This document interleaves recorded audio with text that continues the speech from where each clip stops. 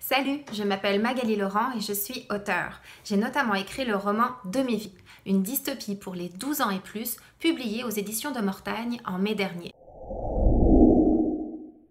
Demi-vie est une dystopie. L'histoire se passe dans le futur. Pour contrer les effets de la surpopulation mondiale, les gouvernements du monde entier ont mis en place les jardins. Dans les jardins, tout va bien. Pas de guerre, pas de famine, pas d'épidémie. Mais tout ça, ça a un prix. En effet, pour pouvoir y résider, il faut accepter de vivre à temps partiel, soit 1 mois sur 2.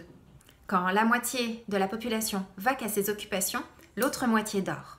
Là-dedans, nous suivons Isia, qui est mon héroïne. C'est une adolescente de 16 ans. Elle vient tout juste d'être citoyenne, c'est-à-dire qu'elle va maintenant pouvoir travailler pour le jardin. Isia sort de son dernier sommeil artificiel en sachant qu'elle est désormais une citoyenne à part entière. C'est-à-dire qu'elle va devoir maintenant travailler pour le jardin. Et en fait, elle va devoir travailler pour contribuer à la vie de tout le monde dans cet espace fermé.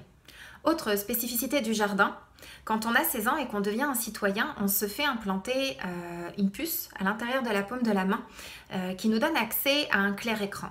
Le clair écran, c'est un écran holographique qui nous permet de voir tous les programmes de divertissement et tous les messages du perfecto.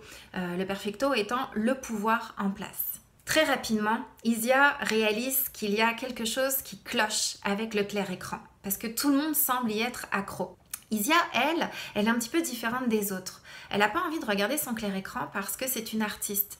Elle aime regarder le monde, elle aime regarder les gens qui l'entourent et elle a peur que le clair écran la coupe des autres et accroît la solitude dans laquelle elle a déjà l'impression de sombrer. En plus, Isia soupçonne Rosa Pasquet, qui est sa superviseure à son travail, et Sacha, qui est un collègue un petit peu plus vieux d'elle, de la surveiller. Et les choses se précipitent assez rapidement. La santé des citoyens qui sont autour d'Isia décline.